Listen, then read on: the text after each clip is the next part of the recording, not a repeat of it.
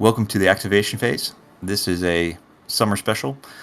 We have two special guests today joining from Poland. So I'm JP, and tonight I am joined by some Polish guests, Jan and Andrzej.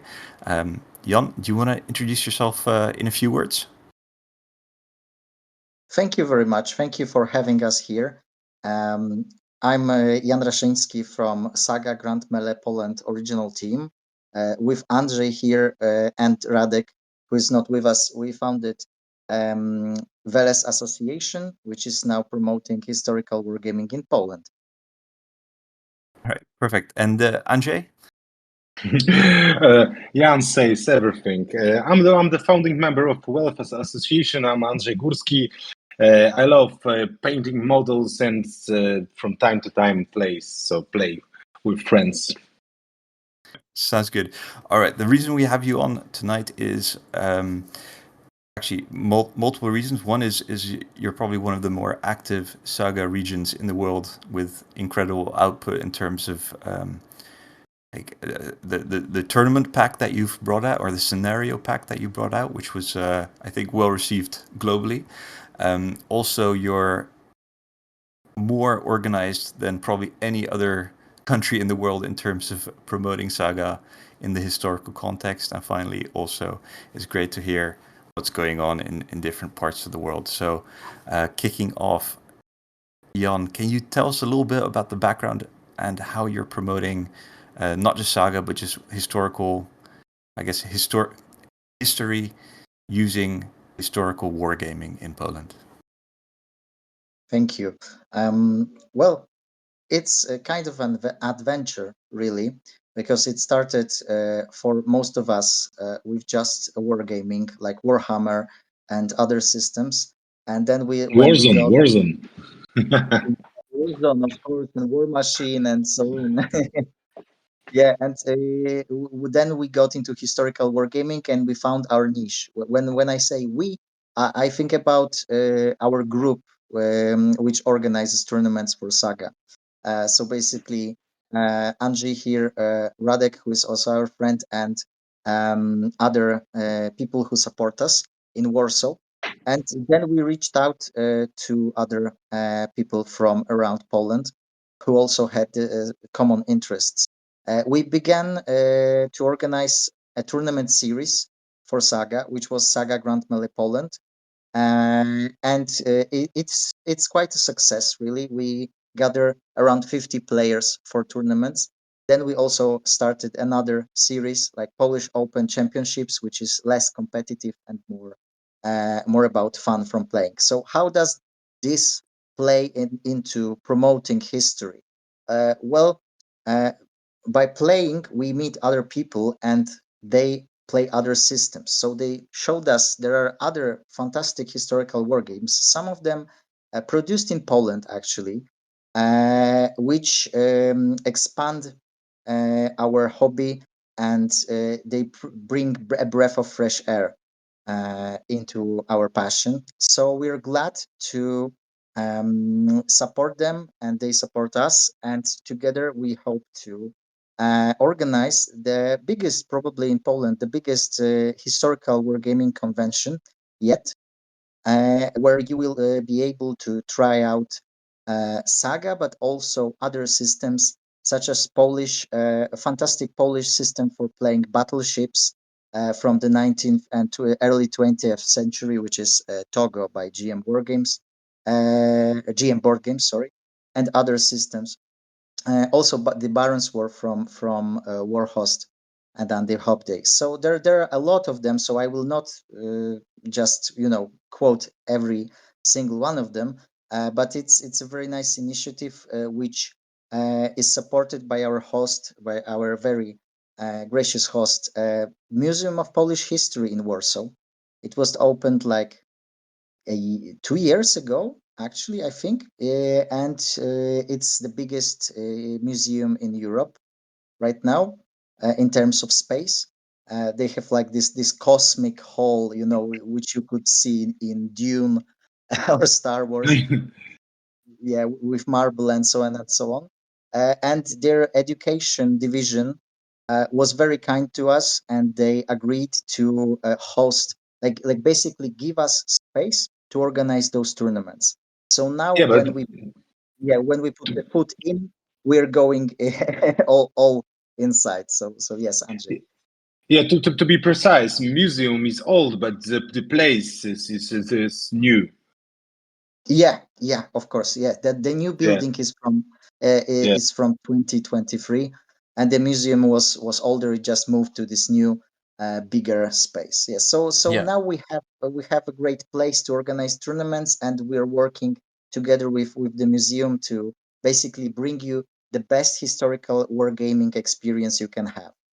yeah. And indeed, although this isn't the first event we have organized, our convention will be a bit of fresh start. It will be the first event during which we want to take a broader look at our hobby, as Jan says, not only with hosts for fair tournaments like Tog of Flames of War, Bolt Action, or By Fire and Sword, in addition to some, of course. The museum will also host manufacturers and exhibitors from Poland and Europe.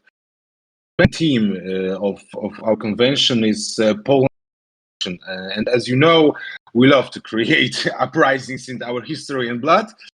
Hence, there will be a reenact groups and both from the Pagan uprising, the Kościuszka uprising, Poland uprising, and the Warsaw uprising. All right. So it's like it's more of a like a full convention rather than just a wargaming tournament. So it's, I guess you're rivaling like Adepticon in terms of historical wargaming. Is that what you're aiming for? We hope to. Maybe someday. Maybe To the next top, year. Yeah.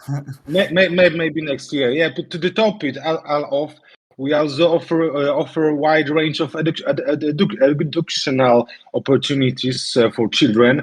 That's I think Adepticon don't have.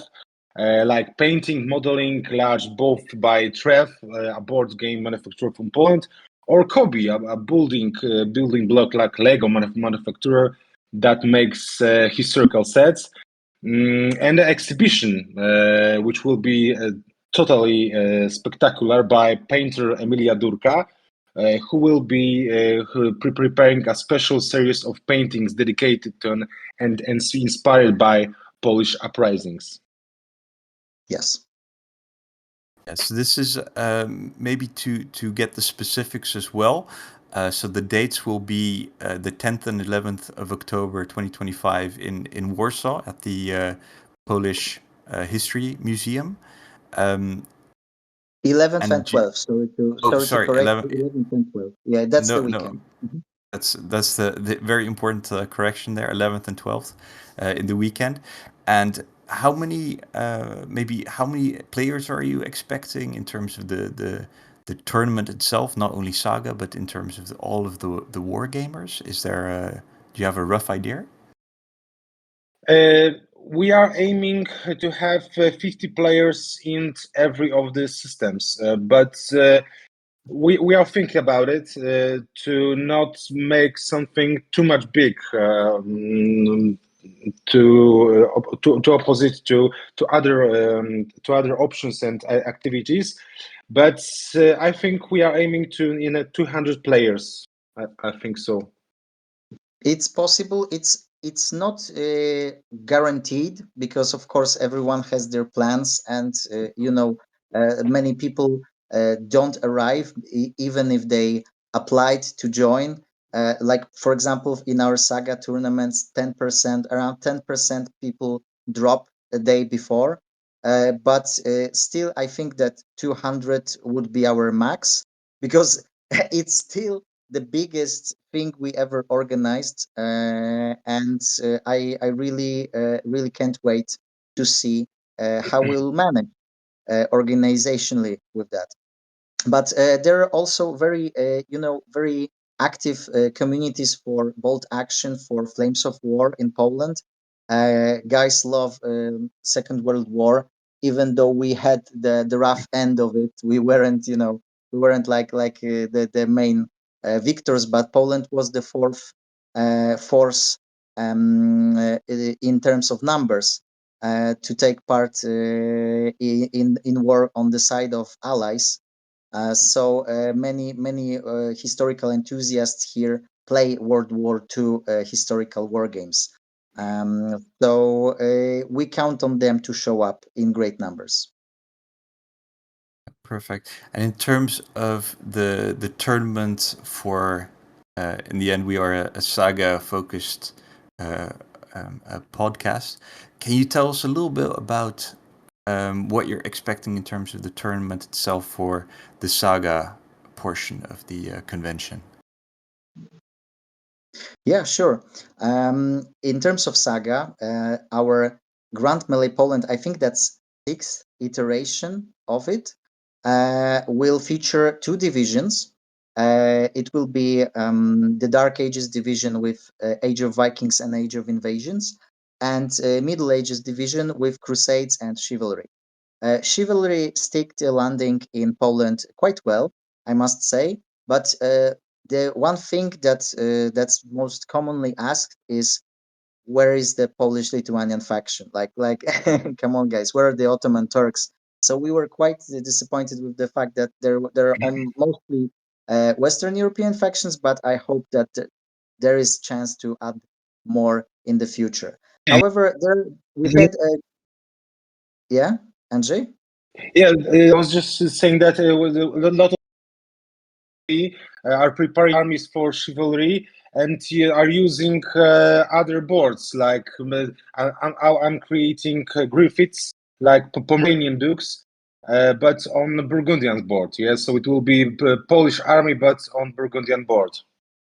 Yeah, and very unique at that, because that's Pomeranian dukes you're talking about. They were quite independent, so that's very nice historical niche there.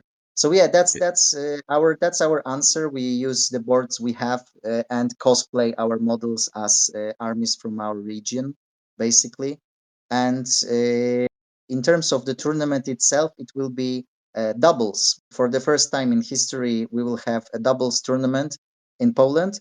I mean, such great doubles tournament, because there was a smaller event once, if I remember correctly. And you will have to find a partner, recruit a teammate, and you will together fight for glory in Grand Melee Poland. Okay, can you tell us a little bit more about the doubles format? I must admit, I've never actually played in the doubles tournament for Saga. Are you playing like, for example, 8 points per side or something, or is it like an epic Saga format? Or could you highlight a little bit Yeah, what people should expect? sure.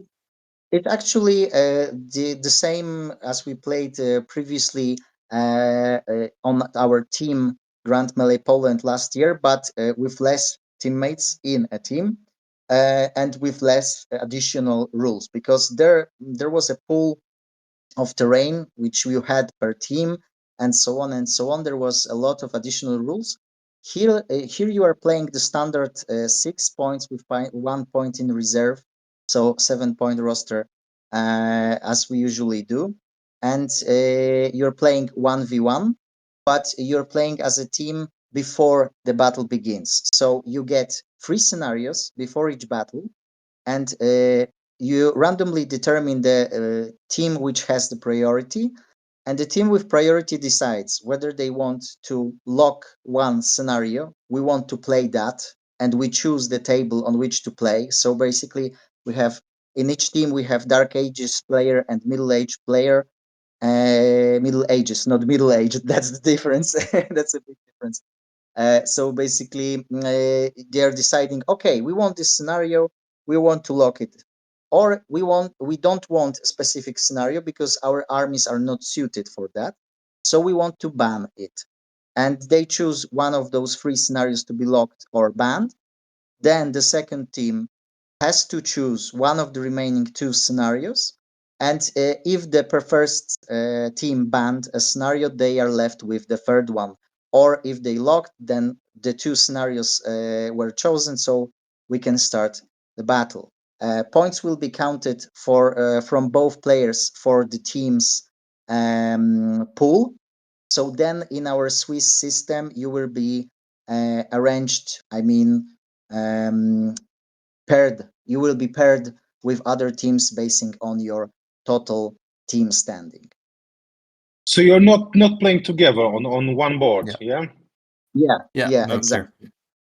Okay, so it's essentially you need to find someone who likes to play the other ages as well to join you, and there, I guess you're looking for, I guess, 25 or I guess if you want 50 players, it's going to be pretty sizable organization as well in terms of making sure everything is organized well. But having attended your tournament, I have 100% faith that you'll do it incredibly well.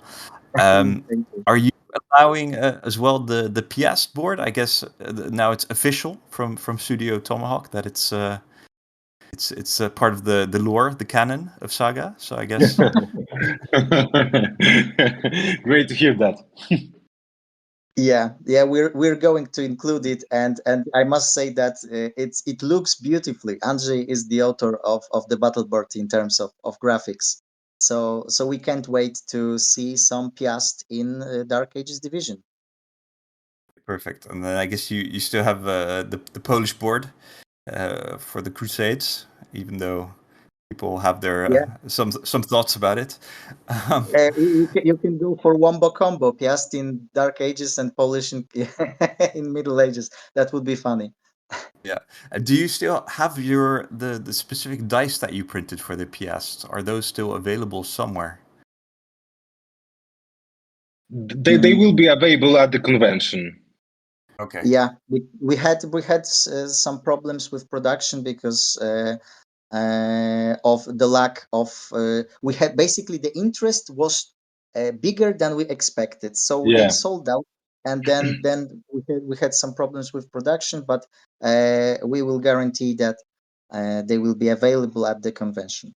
In Okay. Sweden, Team England buys, I think, 7 or 8 packs of dices, and Austrian won 6, I think. So we didn't know that there will be so many people that want to play and have dices. All right.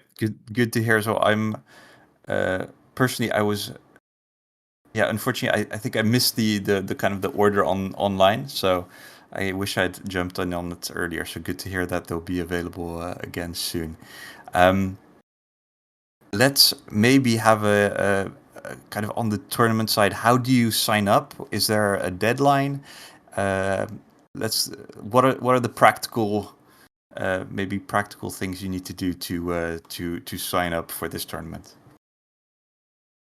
Right now you can send an email to saga.gm.poland@gmail.com because we haven't set up the official registration yet, but we are working on it right now as we speak. So it will be available through our website, Welles, WELES club. And we are working to set up it with payment at the same time because that's something we haven't done yet, and we're still learning. But we want to set it up as like this smooth experience because previously you had to send transfer and then send your application from two different ways. So if we can set it up as basically one smooth operation, that would be perfect. But in But if next you week, yeah in next weeks, the official registration will start. Okay, yeah perfect. but if you want to register now, you can always send an email to our usual address Yes. and So then pay. just so to put a little bit of a timestamp on this, we are recording at the end of July or the last week of July. So in August, the registrations will be open for the tournament on the 11th and 12th of October. All right. Perfect. So let's, and I guess it will be a 2-day tournament where you have 5 5 games, I assume. Yes, yes, that's our tradition because many people who visit us, they say that going to Warsaw for one day is not really an option because if they, for example, if they arrive from the second end of Poland, for example from Trójmiasto, which is at the shores of Baltic Sea, or from Silesia region, they want to stay and play. Yeah, so that's so I think it's been new and improved scenarios, but I think maybe you can tell us a little bit about it for those who have not tried these scenarios yet. Okay, so it's basically my labor of love because I played Saga for 10 years now, I think. Yeah, it started in 2016 in December, so it's going to be the 10th anniversary.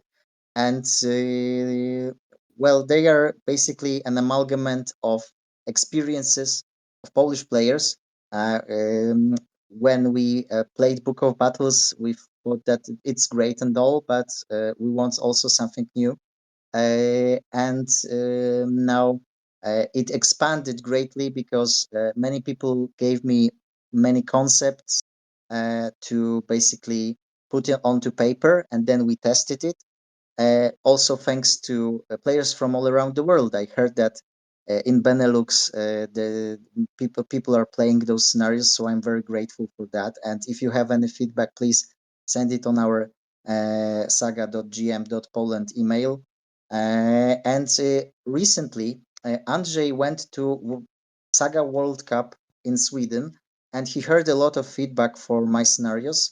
Some of them were used there, and when he brought this feedback, there were basically two lines of criticism, which I wanted to address in the new scenario booklet, in some corrections. Basically, first, I made all scenarios use massacre points in order to make things easier, to make counting points easier, because that was our previous gripe with the older scenarios, that control points weren't so easy to count, and survival points were sometimes mixing with massacre points in terms of understanding how the rules work.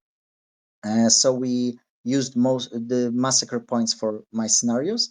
But now, after a few years of using them already, people are going back to survival points and control points, and they say that, well, let's use them. Let's try to shake things up a little. So I basically I added survival point and control point scorings for most scenarios, so that now you have different methods of achieving victory. And that's the first thing. That's the first criticism, that's the first feedback that I applied. And the second one is that there were not many scenarios which didn't use objective markers. Objective markers were the theme of this booklet. I think also that it's for a reason, because in historical wargaming, well, basically they are the universal tool for most things, to represent loot, or prisoners of war, or anything that you can imagine. But the game revolved too much around them. So now I'm adding more scenarios without objective markers, which can suit other armies which were previously handicapped. For example, pagan peoples and the Irish, who want big old terrain pieces in the middle of the board. Uh, that was my biggest problem, that there were too many scenarios like that. So I created scenarios with objective markers. Now I'm adding those new scenarios with a chance for those terrain-based factions to also put some of that into the game. And I think that the doubles format will play nicely into it for our Grand Melee Poland, because players will be able to basically determine if they want to lock in some specific scenario they really want to play. For example, if you play Irish or pagan peoples, you shouldn't be handicapped, I hope, because now you will have a choice, and if you have priority, you can lock this scenario, or if your opponents lock the objective scenario for them first, then you will have this opportunity to choose again, for example. That's those two lines of criticism that I tried to address in the in the most recent booklet. And also we have one scenario which is quite unusual, but it was Andrzej's concept, and I'm quite fond of it. It's the wagons scenario. So I hope to include it. I want to include it. I hope that players will bring some sort of wagons for the painting competition, because I know that's sometimes a lot of work in terms of model, but we've got great Husit wagon for painting competition during the last Polish Open Championships, and one of our players, Gabor Kovac from Hungary, he presented it, like the best unit. Masterpiece. Yeah, Masterpiece. yeah. Was this It's the really long one with like a small, I guess, diorama almost? Yeah, yeah. yeah, Yeah, that exactly. was yeah. That's a really yeah. That's a very good or very yeah. It was yeah. It made me want to play Hussites. Let me put it that way. Exactly. So that's basically that's it. So I try to correct as much as I can, but also uh, I have some strong opinions on what's the best for the game. So I know that some people might disagree with me. I want them to know that I don't want them I don't want them to be silenced. I want them to be heard and listened to. It's just that I believe that some methods of playing are anticlimactic. So that's why, for example, I used too many objective marker scenarios in the past, which promoted fighting in the center of the board, but also handicapped some players who wanted to play around terrain. So now we're tweaking that, we're tuning this machine, and I really wanted to play nicely at the next tournament. I'm a big fan always of trying lots of new things. I think there's definitely enough space as well, especially with Saga, to try lots of different scenario types and everything else, uh, rather than things getting stale. I've tried making my own scenarios in the past and given up, so I'm incredibly impressed also by the layout of the booklet and how well it's thought through and play tested. So for those who have not had the chance yet to have a look at it, definitely look at it and give it a try. I think it gives a nice little twist to some of the scenarios that you've probably played 20 times now for I guess the vanilla Saga. So incredibly well done. To Thank round it you. off, maybe obviously I think everyone is enjoying Age of Chivalry around the world.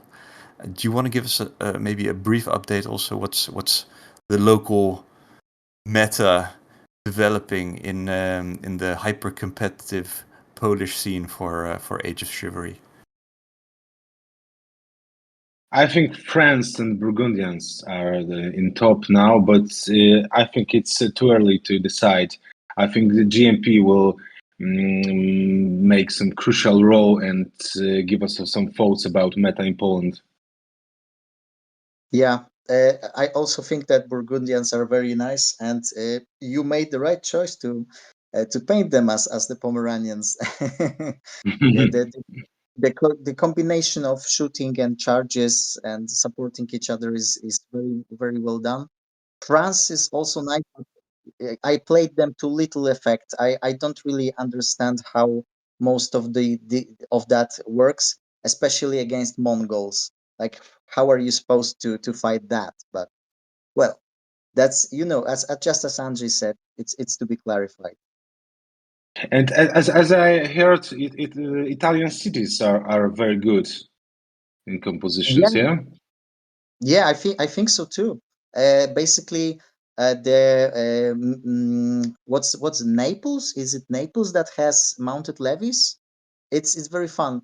because we had something like that in Polish history, where we had like mounted levy noblemen who had little training called pospolite ruszenie, which is basically a uh,